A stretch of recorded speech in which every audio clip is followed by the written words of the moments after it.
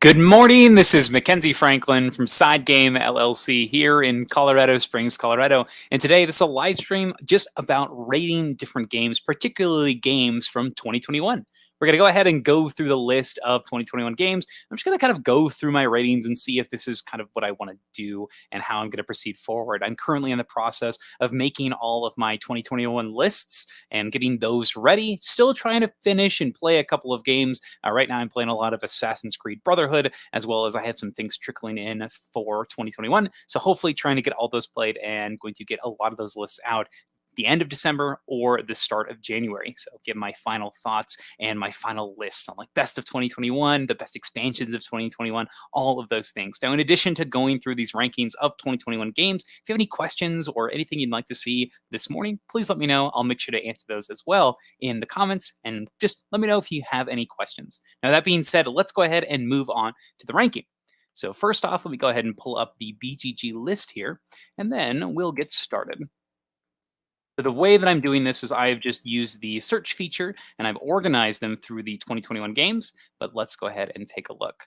So first off, we have Oath, Chronicles of Empire, and Exile. So let's go ahead and open this up and take a look.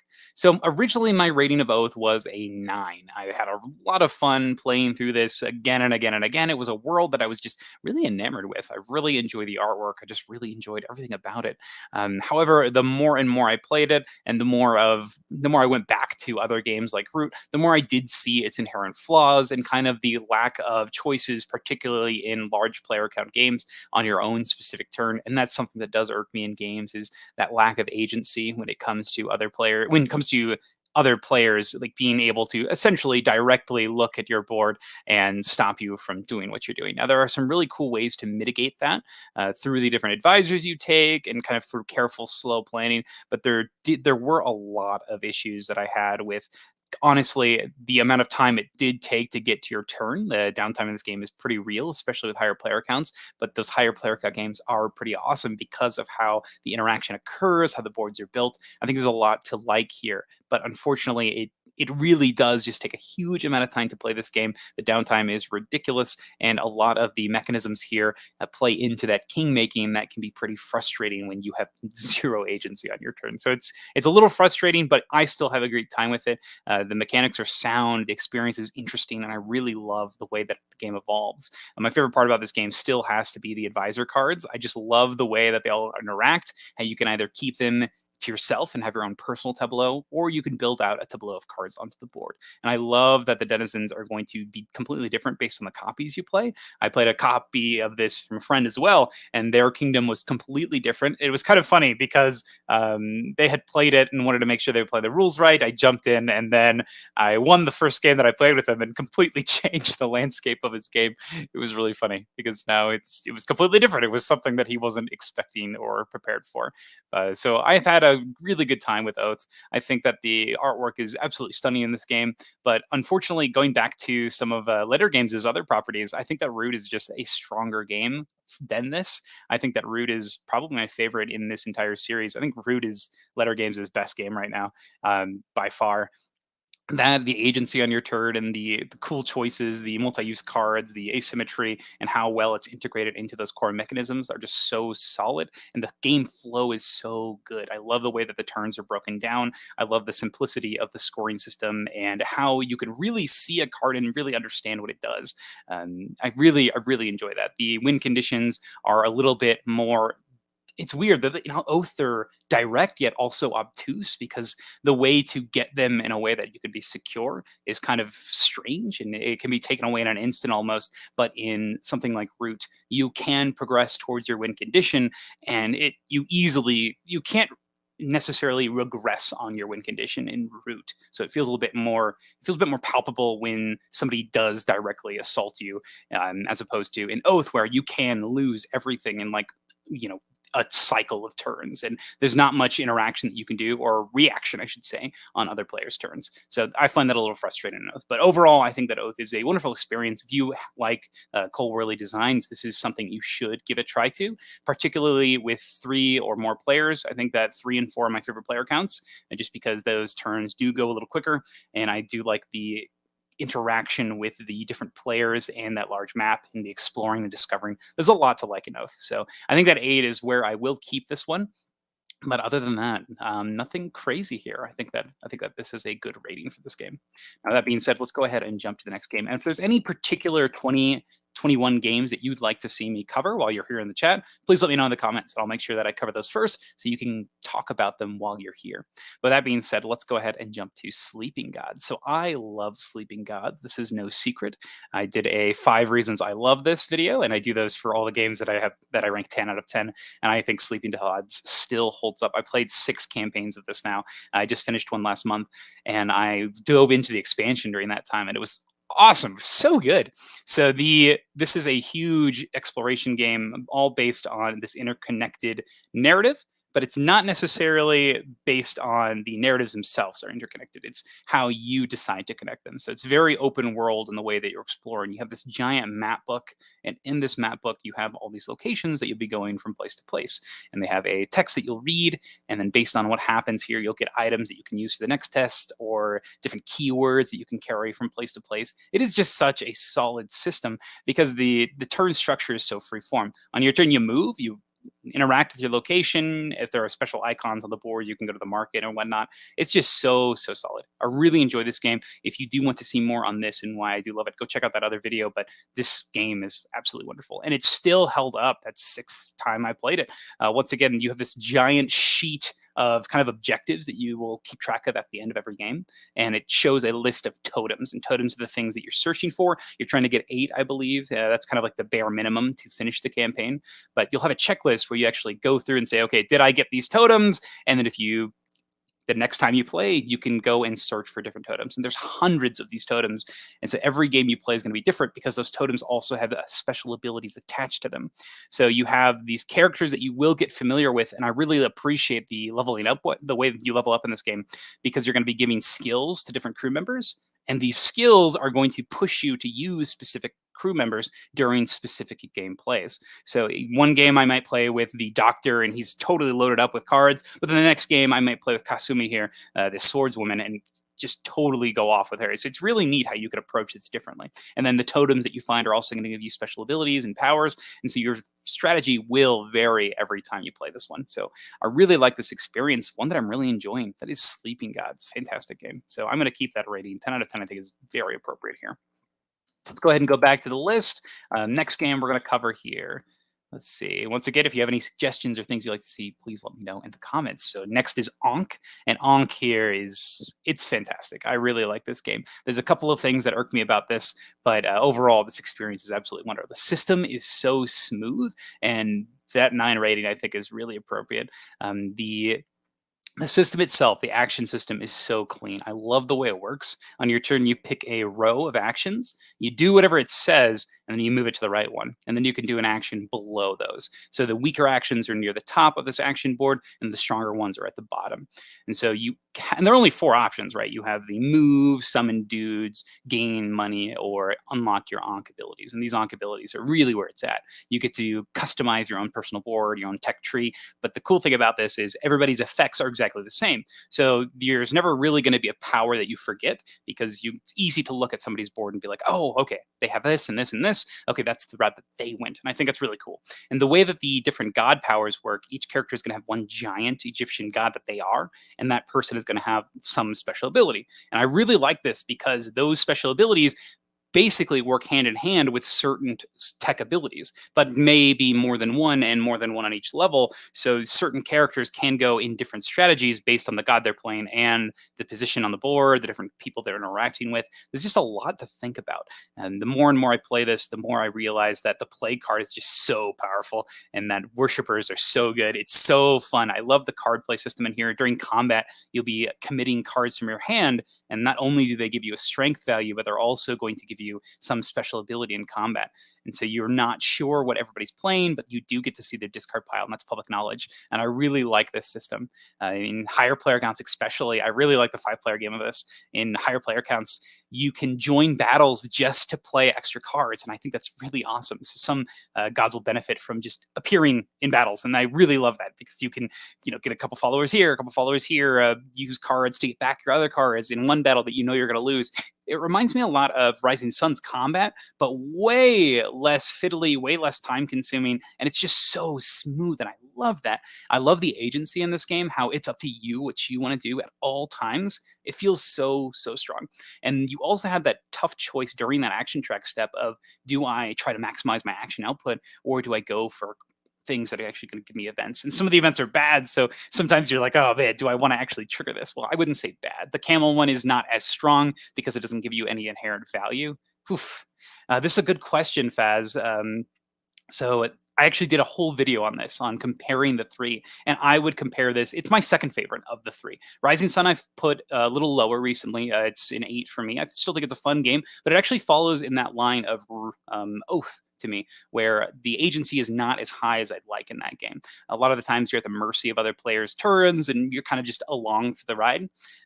Whereas in Ankh here, you have a lot of agency. On your turn, you do exactly what you want to do, and then during combat, you have all that control of those combat cards, and I really like that. But Blood Rage still is the king here. With it's a 10 out of 10 for me. I love the progressive tableau building of Blood Rage. I love how you're able to customize yourself as you play. I played this last week actually, and hopefully I'll get to play it again this week. It's just so fun. I love the different combos that you can make. I love the battle system in Blood Rage. It's so straightforward with the combat cards. You play them, you reveal them. It's so simple, but I love the variance of the cards and the abilities, and it's just so good. Whereas Ankh kind of takes the Blood Rage system and really simplifies it. So I think that's fine. I think it's a very different game, but it's also a bit more simple than Blood Rage. But I think that's what I like about Blood Rage, is it takes this complexity through the cards, the interactions of the cards, but there's still very low randomness in Blood Rage, which I really appreciate. The biggest randomness in Blood Rage is your initial draft hand, but luckily you're only getting one of those cards, so the randomness drops down dramatically, which I think is awesome. And here there really is no randomness, which I think is really awesome. So this one is very straightforward, but I do appreciate the drafting, and I like that feeling of setting up combos. And here you still have all that feelings, I think, just with a little less powers and abilities, and I really like those powers and abilities in Blood Rage. I really like the way that the prioritization of your actions in Blood Rage occurs as well. I love how there's no combat phase in Blood Rage, how it's just anything could happen at any time. I love that pressure, and it adds more agency to the game, in my opinion, because you can say, okay, this turn I'm fighting, and then this turn I'm moving, and it's just a continuous flow. You're never waiting on something. There's no. I just love the fact that it's so open. It's so solid. But Ankh is really good. So don't get me wrong here. I really like it. Yes, absolutely. Ankh is really good, though. The biggest turnoff for people in this game is the merge mechanic, though. I've had positives and negative experiences with it based on the group. I've had 2 groups that have loved the merge mechanic and have really played into it, and I think it was really fun. It was awesome how much they enjoyed it. But then inversely, I've had 3 groups that also were very put off from that merge mechanic. They really disliked how it worked, how when you merge, the lower player is going to merge with the second lowest player. That lower player is going to lose all their buildings, they're going to lose all their abilities, and then they'll match to whoever second to last is, and those 2 players' abilities will combine. And so this is a really weird mechanic, but it's also really thematic. I really like the thematics on it, but it can really turn off people from this game.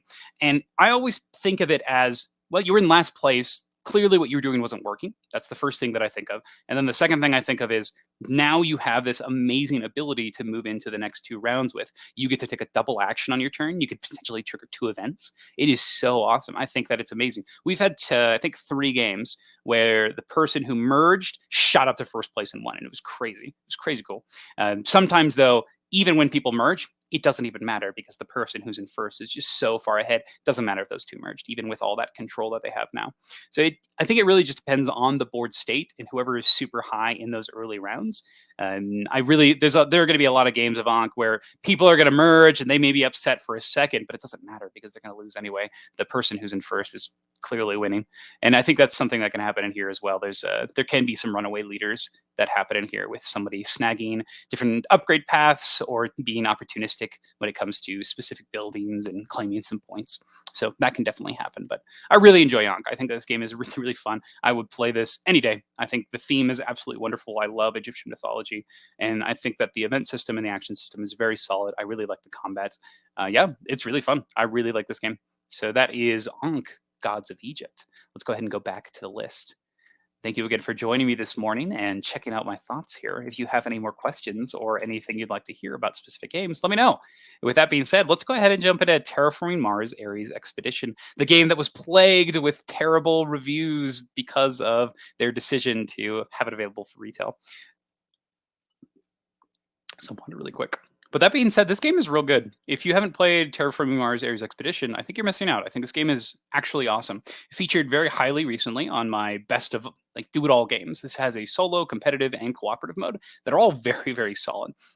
And they all feel like this game should, which I think is awesome. They take the idea of terraforming Mars and they add the race for the galaxy mechanisms of phase selection, but they keep the core of this game, which is the card evaluation. And that's my favorite part of this game, except they do it inversely. Instead of paying to keep cards, which is a decision I really liked in the original, you keep all your cards and then at any time you can get rid of them for cash, which also puts you in that same situation of, oh man, do I really need to get rid of this right now for cash? And it's kind of funny because it gives you that same feeling of, but I really like this card that you have in the original game but this time you already have it. It's already yours. And if you get rid of it, it's gone forever. And I really think that's fun. So it does give me that same sort of feeling of, oh my gosh, I don't want to get rid of this card that the original does. And I really, really like that. Now, the one thing that I think is interesting in this game is how they have kind of ported over the corporations and how that looks on each of these characters. So the different corporations here give you some sort of starting ability. Usually you're starting money, some starting tags, and then either a passive effect or an action ability. It just depends on the corporation. So very similar to the base game, but it's really funny to see how they've taken them from base Terraforming Mars and put them into this game. For example, Terractor here, still really good. Like all your Earth tags are -3, and I really like that. They've also taken some of the cards and really, really abstracted them out. There's the one in particular that in the base game, there was a company that every time you built cities, you would get extra cash and you got to start the game with the city. I think in this one, all it does is give you like extra steel or something. I forget. It's definitely not as powerful. It might make your I don't even know what it does. It's just so different because there's no board, so that ability that existed before is just gone. So maybe I'll show up, but I do really like this simplified system here. I love the way that the cards work. I just think it's really solid, and I really like the solo and cooperative mode of this. This makes sense. The whole idea is you need to terraform Mars, but the cooperation is essential because each of you are going to be playing a card. And so you're trying to time it so that each player is able to benefit from each card. There's a really cool system where you have a couple of cubes that you can spend to switch cards between players. And it works really well. I think it's really, really fun. So you're trying to get all of those different parameters of the world brought up. So I really like this one. I think this game is really fun. If you enjoy Terraforming Mars, you probably will enjoy this one. It has that card play, that engine building. It's very satisfying. If you like Race for the Galaxy, you might like this one. It's definitely not the same game as that. In Race, you're building this very, very succinct engine. Ares Expedition is a little longer. So in Race for the Galaxy, the game could be over super quick. And this one, you are building up, and it does take a little bit longer than that, but I still find it a lot of fun. I love the way that different cards work. I love the different types of cards. I think the phases are pretty solid. I really like the construction phase. There's a phase where you can play these blue and red cards. If you're the person who played it, you can play an extra card, or you can draw an extra card. I really like that. It makes it a little bit different from the other phases where normally you just get discounts. So I think it's really solid. This is one that I enjoy. It gives me the same feeling in a shorter amount of time than the normal Terraforming Mars, but it's one that's still a lot of fun to play. Now, that being said, let's go ahead and jump back into the list and see what game to go to next. So next, we'll take a look at Imperium. So Imperium here is another 2021 game. This one's by David Turczi and Nigel Buckle. They're the team behind Voidfall. And this game I was pretty impressed with. So I really enjoy this, but not with 3 or more. The downtime here is huge because this game very much is one of those where you create a tableau of cards and you turn all your knobs. On your turn, you have 3 actions as well as 5 exhaust actions, which let you do abilities. And there's a lot of cards that allow you to do free plays and extra actions. And so your turn generally consists of you thinking of how to extend your plays and turn all those knobs in a satisfying way. Now, I think that's fine in a 2-player game because generally, while you're waiting for the person, you can kind of look at your hand and see what you want to do. But with more than 2, it does very much bog down the gameplay. Now, I really like the way that the different factions work in here. Some of the factions, though, are pretty ridiculously not fun. So just be aware of that. Some of these factions just have mechanisms that just don't work as well as others, and it can be kind of annoying. In the Legends box in particular, some of the factions are pretty obtuse in how they score points. And so when you play those games with other players, just keep that in mind because they might have no idea how they're doing and how to actually score points. So they might just be turning wheels just to turn wheels, and it can get a little annoying. So if you are playing with people that do suffer from AP or do suffer with some of these issues, make sure to let them know kind of what their strategy is and say, hey, this is what you're doing here. Make sure you're using your actions on these. Don't just play these cards to play these cards, because there's a lot of kind of room for just kind of playing things to play things. So that's kind of important with this. There's a little blurb for each of these factions in the rulebook and kind of rules exceptions and how they work. So kind of go over those with that person so they make sure they kind of know what they're doing with these factions, because there's definitely gameplay that benefits each of these factions. Now, I really enjoy the market in this game. You're going to have this huge market of cards here, and it's going to have lots of choices. Whenever you get a new card, you're actually going to be putting it into your hand right away, and I think that's really nice because you can make sure you get to use it. However, when you take a card that is not a land, you also take an unrest, which is essentially a wound or a curse. It'll stay in your hand and does terrible things. You have ways to get rid of them. You can actually spend an action to get rid of it, so I really like that system. But I love that this is going to be coming out randomly, and you're going to see specific cards. The more you play, the more you're going to get to know these cards, and they work well with these different factions, different abilities. And this is also a civilization style game where when you play cards, a lot of the times they're going to be permanent cards and they are going to stay there forever and give you some passive ability. Now, it's one of those weird feelings where it takes a while to get a card, it takes a while to play a card, but once you do, you're going to have so many turns in this game that it's going to as soon as you commit and play that card, it's going to feel real good to get its effect the whole game. I don't know if you understand what I'm saying here, but if you've played Through the Ages or any game that has this sort of long-term engine building, but the effects are so minor, you really don't notice it until maybe like, I don't know, maybe 20 turns down the line where you're like, wow, I'm really happy I played that one card, one turn for that really minor effect, because it really has kind of shaped my whole turn. It's such an interesting feeling, and I think it captures it well here. So this one is really fun. I really like the different factions. I think the artwork in this game is absolutely stunning. This is my favorite by the Miko. I think that he was really able to showcase what he was working with here. He had all this freedom to go through these different civilizations, and I think it's absolutely wonderful. I think each of the characters feels different. They do use some of the same silhouettes in some of the cards, like I think Glory or Conquer are the same exact pose, but even then, the characters are different. And I really like that because you get to see all these different characters kind of reenacting the same stance. And I think that's really cool here. So that's Imperium Classics and Legends. If you were to get one of these boxes, I think I would probably recommend Classics, because I think Classics has a lot of more straightforward factions and something more to look into. Legends has some weirder factions and some of those more obtuse win conditions, and some of them just are okay. Some of them aren't as fun as others, but some are very cool. I really like the Atlanteans in the Legends box because they start off developed and they have these really cool flooded decks. So I really like that one. But I think Classics is the way to go. You'll have some things you're more familiar with, and the gameplay I think is a little bit more straightforward, a lot more, and not a lot more fun, but it is very fun. And then if you really like the game, just go ahead and grab that Legends box. I think they're both really, really good. That being said, let's go back to our list. Once again, those who are watching in the chat, if you have any games specifically you'd like to see from 2021, we're just kind of going over our different ratings here and making sure that I'm comfortable with them before I finish our list for 2021. So if you have any games that you want to see in particular, let me know. Up next, we have Red Rising. So this was one that I've actually gotten, played, and sold already. Not one that I was very impressed with. This is essentially a more convoluted version of Fantasy Realms with very minor bonuses, very minor turns, but with endgame scores that all kind of sat around the same number. So Red Rising is a hand building game. On your turn, you're going to be taking one of the cards in your hand and committing it to an area, and then you're going to be picking up a card from another area. So that is the core gameplay of this. Now, when you do that, each of these areas has an effect that also triggers in addition to some of your card's played effects. And so the idea is that you are trying to build a hand for the end of the game while at the same time triggering different abilities on the board and triggered abilities when you play them. Now, these abilities are extremely simple in the way they work. You have this blue ability where you just move up a track once, and that's going to be points based on how high you got up. You have the Mars, which gets you a red token, and those red tokens are worth points. And once again, you get points based on how many of those you have at the end. Then you also have this little yellow thing, which has an ability that says, hey, you get this token that's worth some points at the end, and you trigger one of the other effects, essentially.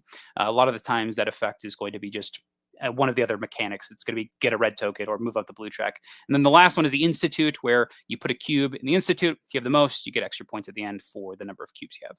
And that's really it. So the gameplay is very straightforward, and a lot of the effects on the cards are also very similar. Get a red token, maybe search for a specific card in the deck or something like that. The thing that I dislike about this game is just the scoring and the way the cards work. I think that the cards just don't do anything very exciting, and very similarly, the actions on the board also don't really do anything exciting. Yes, I'm moving up this track to get points. Yes, I'm getting a token for points, but all these points are pretty much the same amount. So you never feel good about taking an action. And unfortunately, it takes a while to figure out what you want to do in this game because you have these stacks of cards. And whenever you play a card on a stack, you're actually going to be covering all these others. And so you may be digging from a specific stack. And so you're going to have to reference these cards as you move through, and you have to pick them up and move it. It is wild. Let's see. Ooh, this is a great question, Faz. So 3 players, decent amount of interaction from that list so far. Oh, that's a great question. Honestly, I think out of all of these games we've talked about, I would say Ankh, Gods of Egypt. I think Ankh is a really, really solid game. I think that the battle system is really interactive. I think that you're constantly going to be pushing people on the board. I think that might be the best game for 3, which is funny because that merge mechanic is going to combine the people in last place, and I think that might be a good thing in a 3-player game. I think that Ankh is really good at 3, so I would recommend that. Other than that, I would say Oath for that competitive game, especially if it's the same 3 people. There's a huge amount of interaction because you're constantly taking things from each other and playing things to ruin people's plans. So if you like the style of Oath, I would recommend that. I think that's the one to go to. But for me, I would prefer Ankh at that 3-player level. There's a lot of cool scenarios that you can play at 3 that also change up the game. I forgot to mention that Ankh is a scenario-based game. So I would recommend, my favorite out of all of these so far is Ankh for 3-player if you're looking specifically for really good player interaction. So that'd be my recommendation, Faz. I think that you'll have a great time with it. So continuing on with Red Rising, my biggest criticism, though, are the cards themselves. So the cards are either 2 things. So first off, every card has a scoring condition on the bottom. At the end, you'll check those in addition to all those additional point avenues that you've taken. And the cap usually on the scoring is about 30 points. And that's kind of across the board for all of them. And even some of the more hard to do scoring conditions have that cap of about 30 points. And most of the scoring conditions are like, don't have this specific card, have this specific card, have this color of card, or do this specific thing, or be so high on a track or something. And it sounds like this would provide a lot of variance and a lot of excitement, but realistically, it's not that exciting. So because once again, everybody is sitting at that same point value. There's no crazy like shoot the moon cards in this game, and I think that's its biggest detriment. Everything feels really dull and not exciting. If you have played Fantasy Realms at all, and if you've seen my reviews on Fantasy Realms, that's my favorite part about that game, is that it is quick. On your turn, you add a card to your hand, and then you discard a card. And that's it. That's all you do. There's none of this fiddling with these different tracks, picking different things, because ultimately in Red Rising, these tracks all give it generally about the same amount of points. And then the cards have very unique conditions. It's amazing. Oh my goodness. So I think that Fantasy Realms is the way to go if you like a game like this. I think it's just absolutely incredible. This is a great suggestion, Faz. So Dune Imperium is actually amazing at 3 players. I would recommend that in a heartbeat. That's a 2020 game, so it's not covering on this list. If you are interested in that, go get Dune Imperium. It's actually incredible at 3 players. I would strongly recommend it. Yeah, Go get that. That game is really good. That's one of my favorites from last year for sure. So if you haven't gotten already, go get that. I would honestly probably get Dune Imperium for 3 over any of the games that we've talked about so far. Yeah, I think that's a thank you for bringing that up because I think that you should definitely get that. It won't be covered on this list though because it is a 2020 game. But wow, yeah, that game's real good. Go get Dune Imperium. The theme is also great, and the card play is really fun. I love the way that it approaches deck building. I love that it's not one of the I do all my stuff on my turn deck builders. It's a I get to do one thing, which is really cool because it helps with the engagement on the table, helps with the planning. I think Dune Imperium's incredible. Speaking of incredible games, I would recommend Fantasy Realms in a heartbeat over Red Rising. This is not one that I ever want to play again. Really, it's really boring. It takes a long time. The AP is real because you are planning on cards. And one thing I didn't mention is there are some really nasty cards in this game, and some cards that are really swingy. So there are some cards in this game that allow you to add additional cards to your hand, and if you get those, that's kind of game breaking because remember the points scoring for all the cards is about 30 points for like the highest tier. And generally the game is long enough where you are going to be able to score for those. So if you find a card in this like, gigantic deck of cards that get you an extra card, that's pretty ridiculous. In addition, every extra card you have over a certain number, you lose like 12 points, but that's still an 18-point swing on each of the cards. And that being said, there's also some cards that actually steal cards from other players' hands or get rid of them. And it's totally a thing, and it's so random in how it works, but it actually is a thing, and it's happened before. And it's just oh man, it's demoralizing. It's really frustrating. So that can be a thing that happens to other people, and it can really suck. And it can happen to you, and it can suck. So that's a thing with Red Rising. I think the artwork of this game is absolutely gorgeous. I love the presentation. I love the style. I wouldn't recommend getting the deluxe edition. A lot of the pieces are similar colored, so it's hard to differentiate them. But not one that I'm ever going to go back to. So not one that I'm really enjoying. So that's Red Rising, one that we got. We played for about a month. I played it about 15 times, and then we got rid of it. It was not worth keeping. So unfortunate, but that's the way some games go. If you have any opinions on any of these games you see, let me know. I want to hear your thoughts. Do you like Red Rising? Are there any of these games that you think that you totally disagree with me? I'd love to hear. But yes, that's my thoughts on that game. Let's go ahead and continue. So next is Cascadia. I really like Cascadia. Cascadia is so straightforward in what it does. On your turn, you're going to grab a pair of things. It's a tile and then a animal. And you're going to be taking these things and putting them in front of you. I mean, I know we said earlier that I was going to look at my ratings and rate some games. So far, I have not changed anything. I still feel pretty much the same way about all these. I figured that maybe after a certain amount of time, things may have changed, but not really. Still feel pretty much the same way about these. But if you'd like to chime in with anything, please let me know. But this game, Cascadia, is so satisfying. Turn flow is really solid. I love how smooth this game is. You're going to have these scoring condition cards, very similar to something like Tiny Towns, where they're going to be out on the board and they're going to tell you how each of the animals score. Now, you also have the different areas on the board.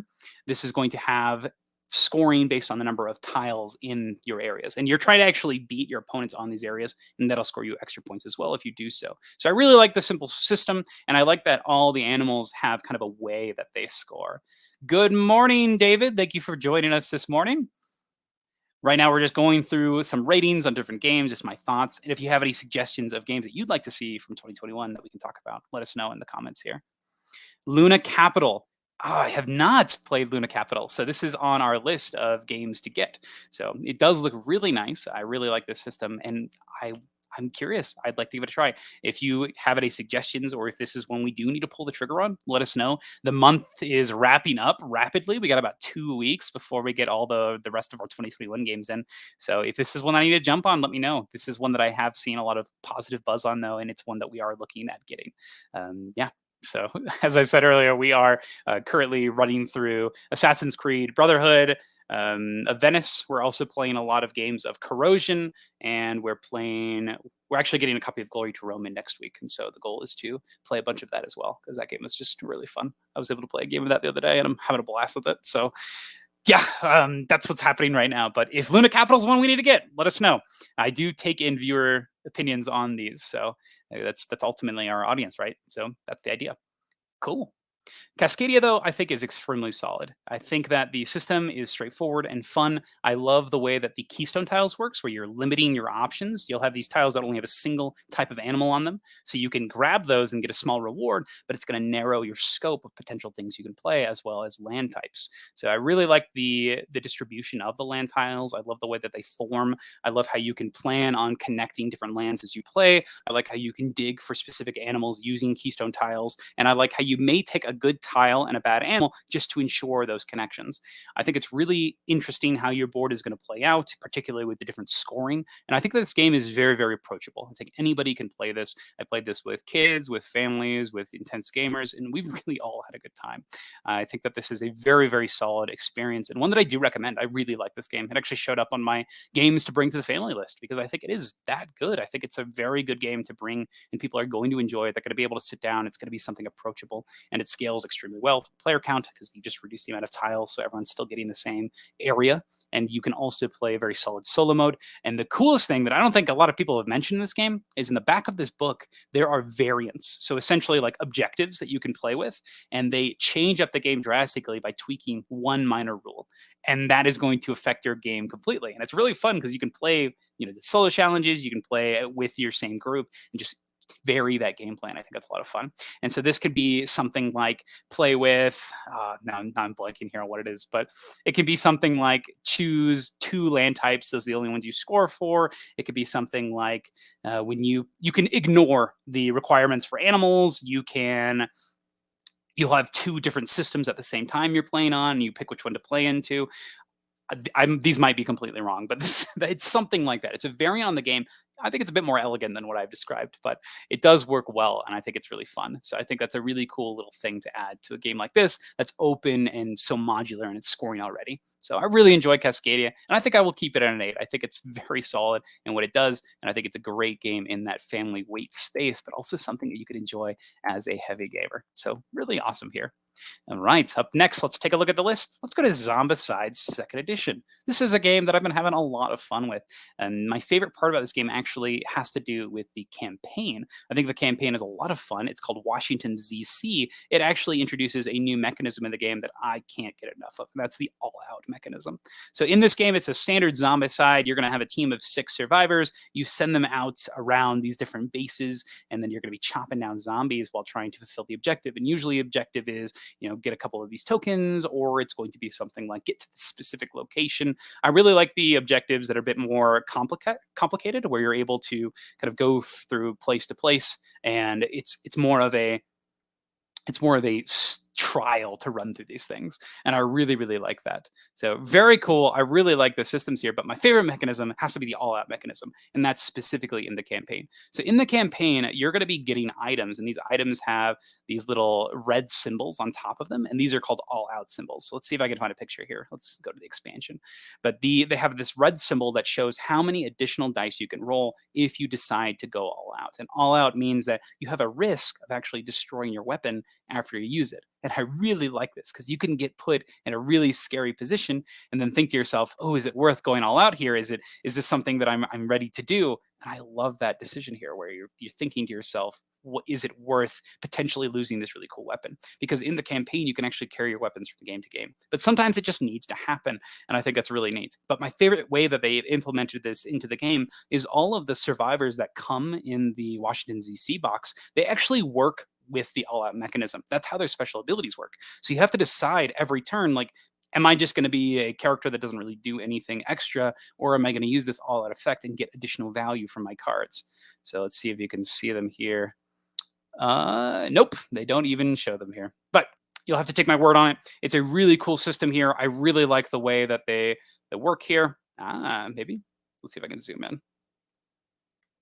Gigantic. The survivors. You can kind of see it on this chainsaw here. See that little red number? So you would get 3 extra dice. But when you roll these dice, you have the potential, if you roll a 1, and then they break. So you'll use these all-out dice here. Those little broken symbols, that means that you actually lose that weapon after you do the attack. So the different effects of the characters would be something like, hey, you can get a free combat action, but that combat action has to be all out. Or when you do all out actions, you get to roll extra dice, but that could be a positive or negative, right? Because potentially those things will break, particularly if you're getting extra dice. The more you roll, the more at risk you are to break things. Now, I think that this game, though, is definitely on the easier side. You can increase the difficulty by increasing the amount of spawn points in the game, which I think is cool. So it's an easy way to turn on the difficulty here. But I really like this. I think it's a lot of fun. I really like the way that the campaign system works. There's these objective cards, as you can see there. They'll go on the board, and while you're next to them, you can look at them and see something on the other side. Think of all the things you might think of in a zombie apocalypse style movie, having to deal with the White House, and you can imagine what will be in there. There's this new deck of Secret Service cards that you can get, which I think is a lot of fun. And there's also this campaign sheet that's going to allow you to accrue victory points based on how many zombies you kill. So you may try to go for some big kills. That way you're able to progress your character throughout the game. I really like this system, and it's just a lot of fun. The campaign is fun, and once again, my favorite part is that all-out mechanism and the way that the new survivors incorporate that mechanism. So having a good time with this. That's Zombicide 2nd Edition. Honestly, it makes me really excited for the new Marvel Zombicide, and I love the way that they are not keeping it the same here and going to be changing it up there. Let's go ahead and jump to the next game. This next game is Solomon Kane. Fantastic. So Solomon Kane here is a big storytelling game of dice manipulation and cooperation. So the premise is you are controlling this character Solomon, but you play as one of his virtues, guiding him on the correct path. And so every turn you're going to be taking dice, allocating them to different areas, and then those areas you allocate to are going to have him do something, maybe move, maybe do an attack, maybe interact with the different people on the board. But the premise, the big thing here is you have these slots on your board, and you're going to be allocating dice to those slots. You'll have your deck of these cards, and these cards will have special actions that you will have on the sides of your board, and you can also use those in addition to like your usable every game spots that are printed on your board. And so it's all about kind of figuring out what you want to do, what objectives you need to go through, and how you want to progress the story. Now, the reason that this game is only a 7 for me is as you play this game, you're going to know what kind of things you need to be doing, whether it be gaining light, whether it be moving, attacking, and it just becomes kind of it is heavily story first, but the system itself is not super crazy with your huge amount of choices because this framework, this game has to fit all the different scenarios. And so the way that they bridge it is by keeping the mechanics very simplified. Also, the system is extremely solid. Like it's simple, but it works, and I think it works well. But it is not super gripping in what it's doing. Now that being said, it is a lot of fun. So you have this awesome story. That's my favorite part of this game is the story. You'll have these giant storybooks that'll tell you what to do, and you'll actually be using the text from the Solomon Kane books. And I think that's really awesome because you can tell that a lot of effort went into this writing, into this world, and into translating them into solid mechanisms here. So you'll have that book with a scenario, and based on your decisions, something completely different will happen. And I really like that it's going to directly make the game experience different every time you jump into it. And I really like that here. And so each time you jump in, you'll have a story that you can really explore and have a good time with. But it does have those simplified mechanics to make sure that it does work like that. I love the miniatures in this game. I love the way that the boards are set up. I like how you gather all your materials before you start the game. So that way, when you play the game, it's not as intrusive to put out boards and tiles. So I really like that system, how you have one setup as opposed to a bunch of mini setups in the middle of the game. So I really like that. I like the way that the boards work, very thematic in the rooms, the different characters. And I think that the story is just really the thing that's going to put you forward. If you enjoy this style of writing, if you enjoy this idea of this cooperative storytelling game, I would jump into it. Now, the weakest parts in this game are unfortunately the solo mode, I think is okay. I think the interaction between the different spirits is really what makes this game awesome. And I think that 2 and 4, I think 4 might be the best, but I think 2, 3, and 4 are the best ways to play this game. And the competitive mode where you have it's a 1 versus all style game, do not recommend that at all. I think it's not good at all. The person who's playing the bad guy is not really doing much on their turn. It's kind of frustrating because it's honestly just not very fun. So I've played as the bad guy before, and it was such a bad experience. It was just miserable. I would not recommend it at all. So that's kind of my takeaways on Solomon Kane. But I do really like to play this game. I think the storytelling is strong, and if I'm looking for a fun story game, this is one that I'm going to play. I've played about 6 of the scenarios in this one, and I'm still having fun with it. I think that I will only play it at that 2 to 4 player count, but I think that it's fun. I think 7 is a good place to put here. You got a lot of variety. You've got a lot of fun with the storytelling, but I don't think the mechanisms are as strong as I would like, but they're still fun. So that's good. Dice rolling, dice chucking, saving symbols, sharing them with each other. It's a good system. That being said, let's go back to the next game. So back to the list. And once again, those watching in the chat, if there's any specific games from 2021 that you'd like to see, let me know. Right now, I'm just kind of going down the list. I will wrap this up probably around 9 o'clock this morning, just letting you know. So we may not get through all of these. Probably during the last 10 minutes or so, so in about 7 minutes here, I'll just kind of go through all of the different things and just kind of briefly touch on my thoughts on the rest of them. By the time you're finished with this list, you can probably suss out what my top 10 of the year are. Up next, we have Dinosaur World. So now there's 7. This is in the Dinosaur family of games, an island, Rawr and Right, the card game. This is my favorite of the big box games. I think that this is definitely. I think it's very straightforward in what it does. It's you're building a park, you're taking tiles, put them in your park, and then you move around your park to activate those tiles, which I like. I really appreciate that. It uses a Paladins of the West Kingdom style of gathering your workers. You'll pick a card, and that'll populate your workers for every round. Then you'll go to a phase where you can spend some of those workers to pick up new tiles, and then also pick up new DNA dice. And so you spend those workers, you get those things, and then you can put them onto this map in front of you. After they're on that map in front of you, and you can use your little Jeep meeple, and you're going to drive around your map and try to activate all these abilities. So each of these places has an excitement value, and that's your income. So you actually want to get to lots of different places because that's how you're going to be making money, is by visiting new places. They also may have a little space where you can put a worker. They may be specific workers, but otherwise they might be just, whoever. But you have to have people saved. So you have to decide if you want to use your meeples in the earlier rounds to pick up tiles and new resources, or if you actually want to use them and allocate them to the different things in your park. So you've got these cool choices here with, hey, do I just make sure that I have a great park this round, or do I use what I already have? Now, during the game, the excitement level on your spaces is actually going to decrease. So every time you visit, it's going to get worse and worse. And so it encourages you to buy new tiles in that way, which I think is really well done. So the game flow is really straightforward. Get stuff, put stuff in your base, and then travel to those spaces. So the variance in this game comes from the different tiles that you're drafting, because they are all different and unique, which I think is really, really cool. And that's probably my favorite part of this game are the different tiles. I like that there are some tiles that you can actually build like maybe a single dinosaur, then ride said dinosaur. There's one that's like the T-Rex jet skis, which I think is super fun, or Triceratops teacup rides. And so you have a lot of really interesting, fun abilities here. Now, that being said, that can make the non-simultaneous parts of this game run a little long, because there's going to be a lot of these abilities out there, and they're all so different and unique. But other than that, the game has a lot of simultaneous play, so I think the clip of the game goes by pretty quickly. I really like the way that you're building dinosaurs here. Every dinosaur you build gets you more excitement, and I like the way that the Jeep moves. The more movement that you have on the Jeep, the more money you're generating. You also generate income, but inversely, you want to make sure that you're building places for this Jeep to visit. So you have lots of choices and decisions here on where you're actually going, and I think it works really well.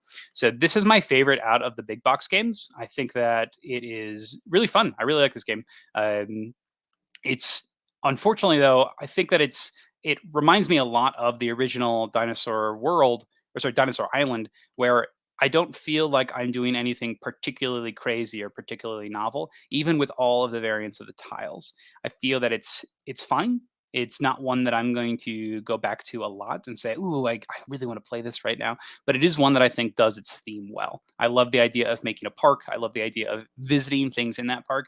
I think it is a lot of fun, but it's not one that I don't think I'll ask to play this game a lot. I think that if somebody wants to play it, I'll probably join them and have a good time. But it's not one that I'm ever going to suggest. Out of all of the dinosaur games, the one that I'm actually most impressed with is the roll and write one. But even that one, I rate a 7. The biggest issue with that one, I know we're talking about a completely different game now, but the biggest issue with the Rawr and Write is that the game itself the it's a polyomino game, but the polyominoes don't really matter. It just matters kind of how close they are to each other. But you can't actually slot them in next to each other, because if you did, it would break the rules of the game, because you can't have the cards next to each other. So let's jump to that really quick. So the Rawr and right here, I'll just show you a quick picture of what those pads look like. But in this game, you can't have any buildings next to each other. So it doesn't actually matter what your polyominoes look like and where your shaped are. They're essentially all squares, because you just can't have them touching, which I think is a little frustrating, because it really doesn't matter where you place them, which I thought was kind of frustrating. You just need them on the sides of your board to make space. As you can see, this person on here has completely ignored the left side, and it doesn't really matter where they're putting those shapes. And that really irks me. But I think that the drafting in the roll and write is really solid. I love that the way that the different action spaces work. It's a worker placement game where you're putting these workers, that your dice are your workers that you draft. So not only do you get those effects, but you also will use them to go onto the board. And then if somebody's already on that space, you can go there still, but you have to get negative security based on whatever the danger level is. So like this has 1 dot on it. So you'd have to lose 1 of your security threat, which is kind of cool. I really like this system, because you could still always get what you want, but at some sort of cost. And then you could aggressively take spaces with these high security threat dice to push other people off of them. Or inversely, if somebody uses a die that has no security threat on it, you could jump on it and then use that for free, which I think is really cool. So out of all of the Dinosaur games, I think the Rawr and Ride is actually my favorite, because of that centralized worker placement system. And I also really like the income in Dinosaur Rawr and Ride. You'll have all of these little things that you're checking off on boxes that you do at the end of every of these like big rounds, these income turns. And so you'll be just getting a lot of effects. It feels really, really satisfying to get all of these things. Whereas in the Dinosaur world, you're only getting them when you visit them. And so I think it feels good still to activate those effects. But in the Rawr and Right, you are consistently getting bonuses, and they get better over time. Whereas in the Dinosaur world, your abilities that you get from your tiles actually decrease over time. So they are not as potent. It makes sense why they did that, because you want to be branching out and visiting new tiles. But overall, for me, it makes the game a little bit, it makes me feel like I don't really want to go back to that one. So unfortunately, if I'm going to play one of these Dinosaur games and I'm going to choose it, it's going to be the Rawr and Right. Now, let's go ahead and quickly just jump on the rest of these. Once again, if there's any specific games you'd like to hear about, please leave them in the comments. But let's go ahead and talk about them. And I'd love to hear if you have anything to add to these. Please chime in. I'll make sure I show them on the screen here. But thank you again for joining me this morning. All right, so let's just dive down the list. So we talked about all these. Next, we got Hadrian's Wall. Let's see if I zoom in here. Here we are. Hadrian's Wall is a blast. I really like this one. It's a heavy roll and write style game with objective paths. So as you play, you're going to be taking your own objectives and putting them out on the board. And I think that's so awesome, because it's going to push you down different lines of play, which is going to keep this system varied. The Man versus Meeple campaign actually has new objective cards for this game, which I think is awesome. So I'm excited to see what they have to offer there. We also have Chronicles of Drunagor. Still playing that. I actually think I might ding this down a little bit right now. When I take this out to play, the map setup is killing me. Like it's actually killing my enjoyment of this game. This is a game where you have 3D terrain and pieces, and that was probably the biggest ding on the review, is that it was just super annoying to have to build this board during the game. It's like Mansions of Venice or Imperial Assault, where when you play, you have to set it up, and it's even worse here, because not only is this game already gigantic, but when you introduce new pieces, you're going to have to move the entire game and push everything out. It's a bear, and it happens a lot because the turn system is really smooth. On your turn, you're allocating actions, moving around, but as soon as you open a door, boom, it's just, you're done for a while. You're done for about 3 minutes. You just sit there and you have to move things. Oh, it's so annoying. So I'm going to go back, and I might do a reorganizing video of this, because I do think it's just so annoying. So hopefully I can make this better, but it's killing me. So it's really keeping me from playing the game, which is such a shame, because I enjoyed the system so much. But it's unfortunate. Next, we have Golem here. Golem's a blast. I really like Golem. So it's so interesting. I love the way that the different paths are connected here. Good morning, Mom Gamer. Great to have you. I love the way that the different paths are connected here. But the more I play it, actually, that's not true. I've only played Golem once, but the more I played my game of Golem, the more I thought that I wish that the Golems were a bit more present and integral. The Golems are really weird in that game. You are summoning them, and wherever they are, that's the actions that you can activate with your Golem action. But at the end of every round, you have to pay a cost based on how far away they are, so as good as the action is. So a lot of this game was about getting rid of the golems before they triggered, but still using their abilities and then resummoning them. You could only kill them a certain number of times to get different bonuses. It was a weird system. I did really like how the different paths interconnected. There was one that gave you the ability to upgrade your golems to get additional effects, one that gave you these income bonuses, and one that gave you cards. And I really liked the way that those interacted with each other. So this is one I do really want to try again. A friend of mine has a copy of this. He got it from Essen, so I was able to play his copy. But it's one that I'm really open to trying again. The system is really solid. Next is Boonlake. Boonlake is a lot of fun as well. It's a solid engine building game with a lot of satisfying play. It uses a Puerto Rico style mechanism where you take a tile, you get an ability, and then everybody gets a secondary ability. But the tiles, I think, are really neat in this game because the main ability is drastically different than the ability that everybody else gets. And so it makes it very important where you may pick a specific tile that'll give you negative points or less movement on this boat track just to get that core action because they are so varied and so different. And there's only one tile with each of that style of ability.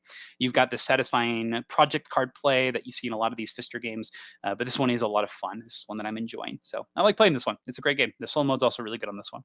Role player adventures. I've put this down for right now. I've played about 6 missions of it, and it is a dice manipulation game with wonderful writing. I love the writing in this game. I love the way that the different paths connect from adventure to adventure. A lot of fun.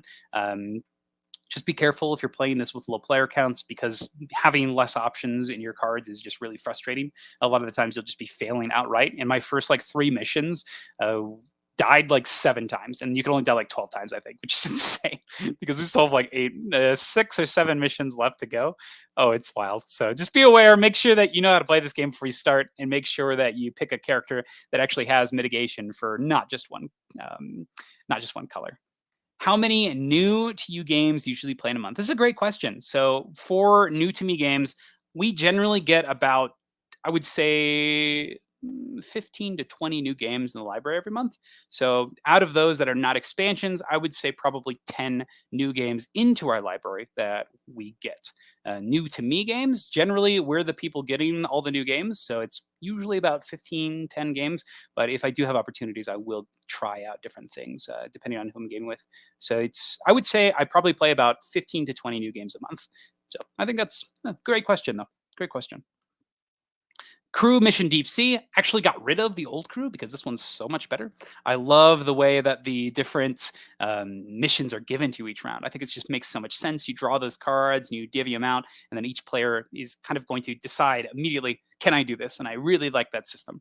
It's just so good. I don't see why you would ever go back to playing the first one. Oh my gosh. So I really like the Crew Mission Deep Sea. We actually gave away the original one in a white elephant on Friday. So pretty great. But the kid was extremely happy, and we told him, hey, this is an incredible game. You're going to have a great time with it. So I think they'll have a good time with it. So, I mean, you can't hate the crew, right? If you don't know the Crew Mission Deep Sea exists, you're going to still enjoy the crew.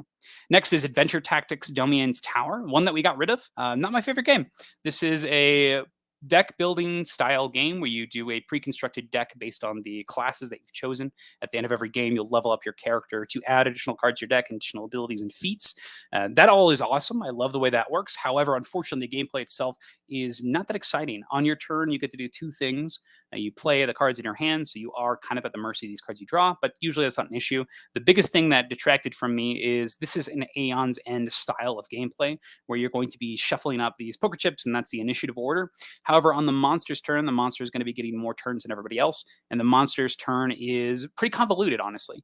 This is supposed to be a game that is really approachable for younger audiences, but the way that the AI works is it has you constantly referencing this book that has all of their abilities. And so I didn't really like that. You would flip a token, you would look in that book, and then you'd have to kind of cross-reference, be like, okay, this thing is this thing is this. And each of those attack cards in the enemy's deck are all different usually.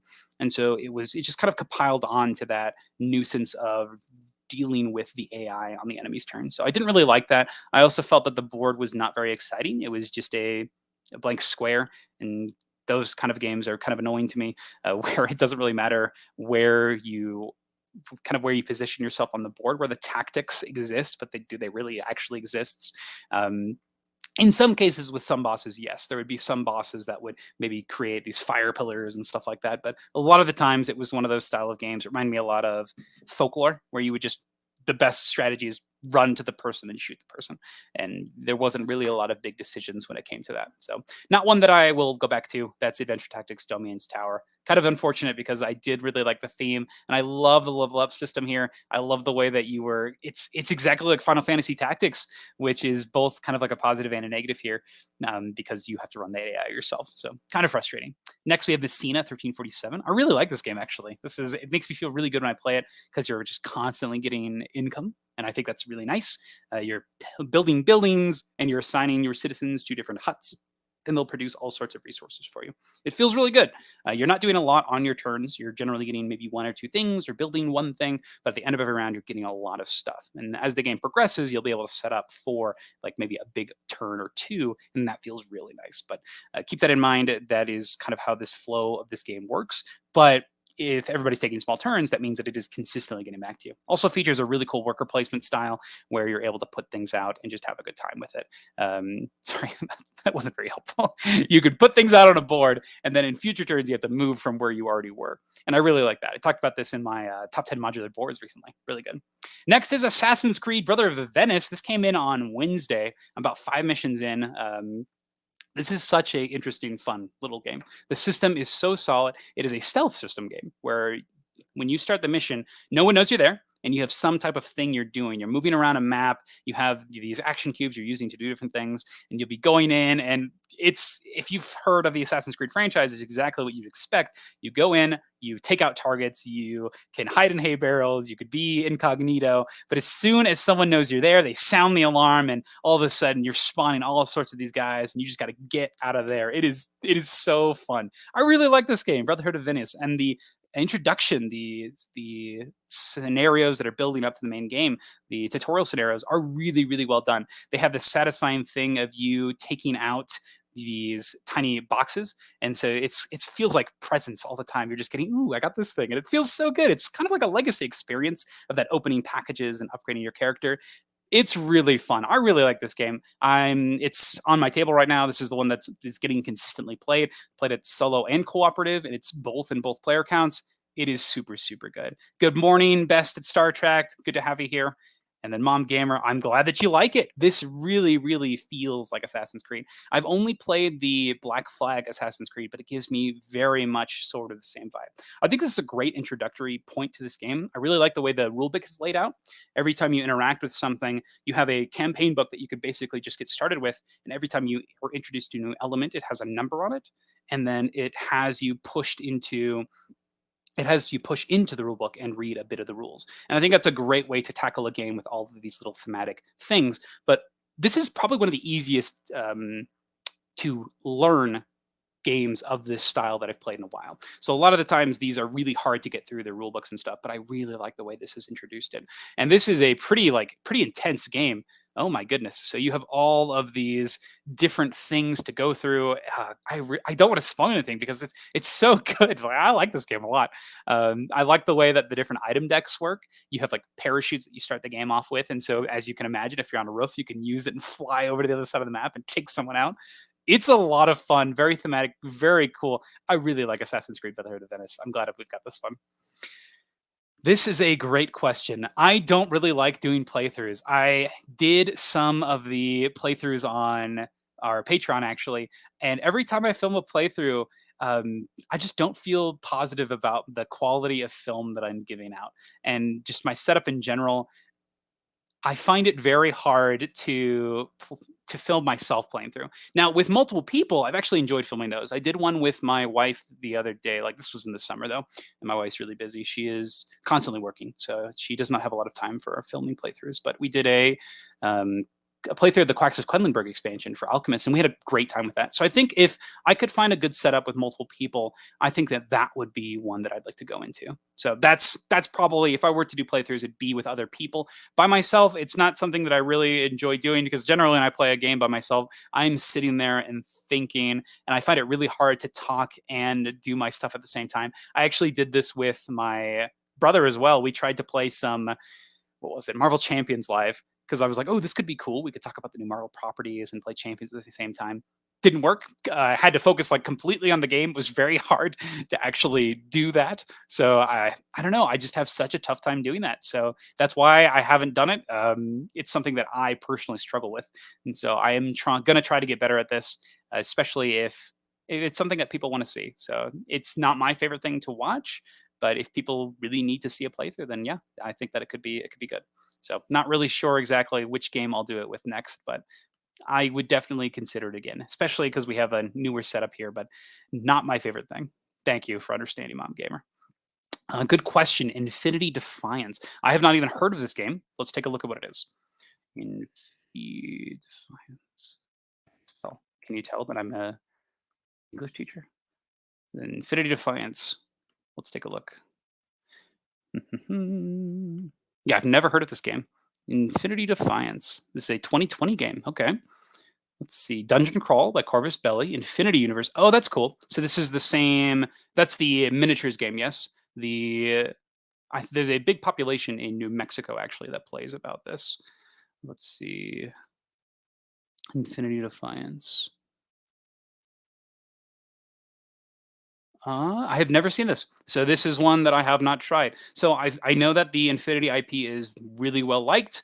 It doesn't look like there's a lot of ratings here. So this is honestly one that I have not even looked at in the slightest. Looks like the people who love it love it. There's a lot of tens here, lots of nines. Bad rule book, good miniatures though, good gameplay. I mean, this sounds cool. Convoluted mess of rules. Gameplay is random, badly balanced. Impression's not been play tested. Buyer beware. Rulebook is rubbish, but the game is immersive and fun. Current Grail games. This dungeon crawl, very short, provides no information on the Infinity Universe. Missions are short, uninspired. No replay value, high entry cost. Top 5 dungeon crawlers ever played. Documentation is great. Overlooked by gameplay. Highly, highly recommend. So it seems pretty drastic. You have back and forth. Interesting. Okay. So not sure. And then Caesar, we have Best at Star Trek asking about this game. I thought you were actually talking about potentially like a new Assassin's Creed game that was called Caesar. So I thought that's what you're talking about. So I didn't realize that this was a game. But is this one? Let's see. So there's a couple. Let's just look up Caesar. Let's see if there's a way that I can find from 2021.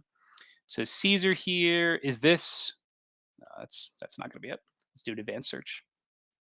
Advanced search 2021. Do you know if this is a 2021 game, Best in Star Trek? Let's find out. I don't get lost with all of them. Am I spelling Caesar right? Caesar. Caesar. Right. See what I can find. Caesar, Rome versus Gaul. Caesar's Empire. Is that the one we're looking at? Caesar's Empire. Palomori design. Caesar sees Rome in 20 minutes. Is that what we're looking at? Oh, that's it. Okay, so let's take a look. I have not seen this game either. Let's go ahead and take a look at it. Ah, thank you, David. So that's what it is. Oh, interesting. Okay, okay. A new successor to Blitzkrieg. How cool. Caesar and Pompey deploy units of battlegrounds across Rome to seize control. So right off the bat, I have not played Blitzkrieg, but I've heard good things. 2 players are very hard. It's a hard player count for me to get to. So this is not one that I'll probably end up getting. Rome in 20 minutes though. How cool. Okay, so Blitzkrieg is a game that I do really want to try though. And if this is that same system, I assume that it'll be good, especially if they integrate the theme well and the locations. Let's take a look. This is the back of the French version. So have not played this, and I honestly have no real strong opinions on it. The board looks straightforward, which I like. I like clean boards like this, especially when they're kind of abstracting out these giant conflicts. Yeah, I wish I could tell you more about this, but it does look solid. I really like the way that it's laid out. I like these pieces. I honestly don't know enough about Blitzkrieg. I still have Blitzkrieg, Watergate, and I'm trying to think of the other 2-player game that is confrontational that I'd like to give a try. But Blitzkrieg and Watergate are at the top of my list of 2-player games to play. Glad to hear it's great, so I may shove Blitzkrieg up to the top of my list. And if that is something that I can give a try to, fantastic. But I mean, I think it's exactly as you described here. This looks like it's a re-implementation of Blitzkrieg with the Rome theme. Got some matches on Tabletopia, reviewer copies, quick to learn, easy to play board game, great and balanced. Try this in seconds. Spag Builder war games. That's kind of awesome. I like this style. How fun. Sorry, I can't read that. um, um, Great abstract game. Pairs nicely with Blitzkrieg. You can play them sequentially. Interesting. Okay. Very cool. All right. So did not release it and stick on. Oh no. Ain't that the truth with everything? There are so many Kickstarters right now that basically are just like, hey, no news. You're still on a container on this port, and it's too expensive to ship it to you. And that's my life right now. Oh my gosh, all these things we're tracking. That's unfortunate. Sorry to hear that it didn't release. But that's all for today. I think we're gonna go ahead and pause it here. Those are some of the ratings of the games from 2021. But we wanted to do this Q&A and just chat. I really do want to say thank you for the 1,500 subs. I really do appreciate it. And I appreciate that you're here watching right now and have something to add to this conversation. I'm always interested to hear different game suggestions. Ultimately, the idea of the library is to get people excited and to try out these games. So always happy to hear if there's anything that you're interested in covering. So I'll take a look at getting Caesar and Blitzkrieg a try. Infinity Defiance sounds really fun, so I'll give that one a try. And then Luna Capital. So thank you for all the recommendations, David, Vested Star Trek, and yeah, this just is great. And thank you again for being here this morning, everybody. Mom Gamer, for your questions. Fazaz, I really appreciate you being here. But thank you for everything this morning. So that's everything. If you have any questions, you can leave them in the comments below. I just really appreciate all the interaction. It's been a blast this morning. So thank you for spending time with me here. Genotype is a blast. So I really like that game. I love the putting Punnett squares in a mechanism. I love it. It's so cool. I actually talked about this game on a podcast with Roll for Crit the other day. So that was a lot of fun. I really like that game. What a blast. Giving us a tour of game collection. I actually shot that video. So I shot that video a while ago, but it was bad. It was really bad video. So it was choppy and messy and it didn't look that good. Mike, if you look at our collection on our SideGame website, that is the collection. So that's everything there. That's the whole library. It looks pretty sweet though. So if that's something that you really want to see, maybe I'll do that. But it did not look good at all because I don't have a good lighting setup. I can kind of tilt my screen so you can see it here, but my lighting setup is like just a bunch of these big old floodlights here, and they're stuck to my table. So I don't it just didn't work because they're like these ones that actually stick. So okay, I'll do one. I'll have to preface it and just be like, hey, this is not going to look the prettiest, but you'll get to see. Would you like to see it all at once? Or would it be better if it was seen as like, I know that there are a bunch of series where they like go shelf by shelf because we have box thrones and Calyx shelves. So we do box thrones for anything that needs to be stored vertically, and then the Calyx for kind of like big Kickstarter games. And that way you can bring them all out. Is it better to have those? Would you prefer a shelf by shelf, or would you prefer just everything all at once? Let me know, because heck, I could stretch that out for days. Who knows? So if you have any comments or questions on that, let me know. And thank you, Faz, for being here. Thank you for the great stream. Yes. The whole idea is to share all these cool gaming things. And I think that a tour of the SideGame library would be a good idea. Okay, whole show and see it shelf by shelf. Okay. Nice. Awesome. All right. I'll give that one a try. But thank you so much for being here this morning. I hope you all have a great rest of your Sunday and just have a great time playing some fun games. But thank you so much for watching. SideGame Strong. See ya.